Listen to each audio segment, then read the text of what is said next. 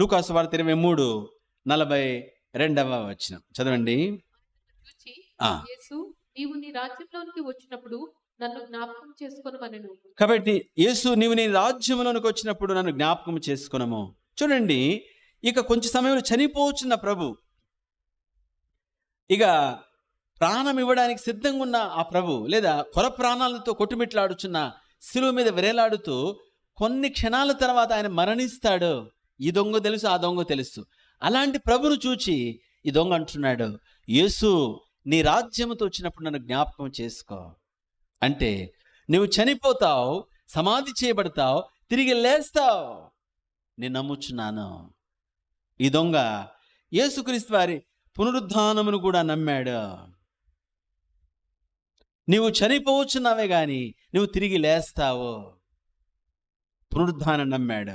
నీవు నీ రాజ్యముతో రానై ఉన్నావు అంటే ఆయన రాకడను కూడా నమ్మాడు. తన ప్రార్థన ఆఖరి చూస్తే, నన్ను జ్ఞాపకము చేసుకునము, జీసస్ రిమెంబర్ మీ, నన్ను జ్ఞాపకము చేసుకునము. కాబట్టి నేను పాపినయ్యా, నన్ను జ్ఞాపకం చేసుకో. నా దోష శిక్ష నేను అనుభవిస్తున్నాను, నన్ను జ్ఞాపకం చేసుకో. ఒకరోజు కొంత సమయం తర్వాత నేను మరణిస్తే నేను ఖచ్చితంగా నరకానికి వెళ్తాను. ఎందుకంటే నేను చేసిన పాపం నా వెంట వస్తుంది. నన్ను జ్ఞాపకం చేసుకో, నీ పరిశుద్ధ రక్తముతో నన్ను శుద్ధి చేయి. కాబట్టి ఈ వ్యక్తి పాపముతో పశ్చాత్తపడ్డాడు. రెండవదిగా యేసుక్రీస్తు వారు ఎందుకు మరణించాడో ఆ సత్యం తెలుసుకున్నాడు.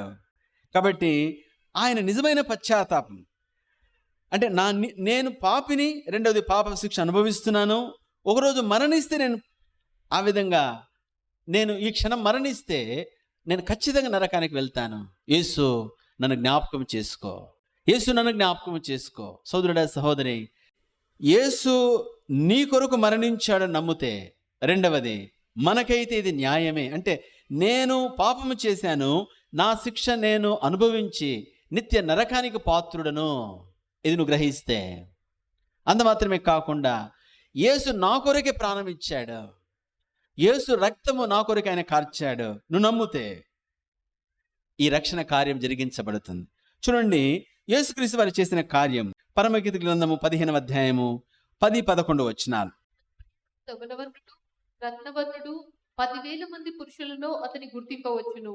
అతని శిరస్సు అపరంజి వంటిది, అతని తల వెంట్రుకలు కాకపక్షముల వలె కృష్ణవర్ణములు, అవి నొక్కులు నొక్కులుగా కనబడుచున్నవి. చూడండి, యేసుక్రీస్తు వారు అతి శ్రేష్టమైన వాడు. అలాంటి శ్రేష్టమైన దేవుడు, అలాంటి శ్రేష్టమైన క్రీస్తు సిలువలో ఆయన కురూపిగా మార్చబడ్డాడు.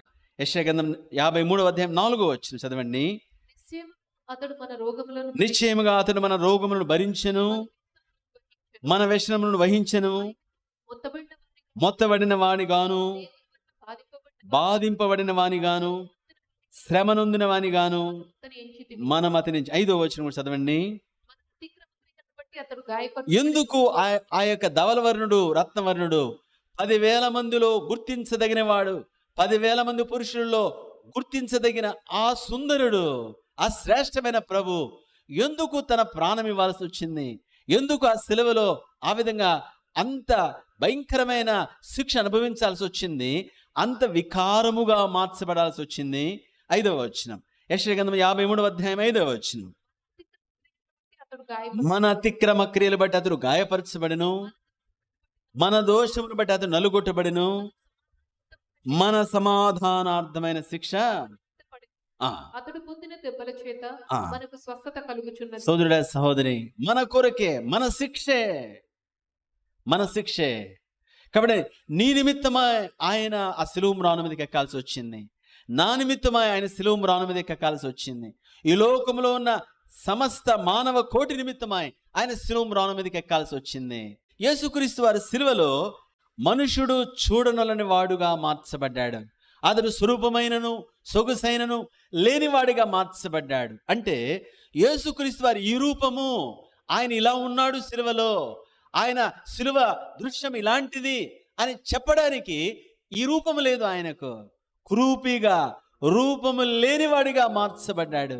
సోదరుడా, సహోదరి, దేనికి అంటే నీకు ఆరక్షణ భాగ్యం ఇవ్వడానికి, యేసు మనలను పాతాళమును విడిపించడానికి, ఆ యొక్క అగ్ని గంధకముతో మండే గుండమును విడిపించడానికి అదే శిక్ష నుండి వెళ్లాల్సి వచ్చింది.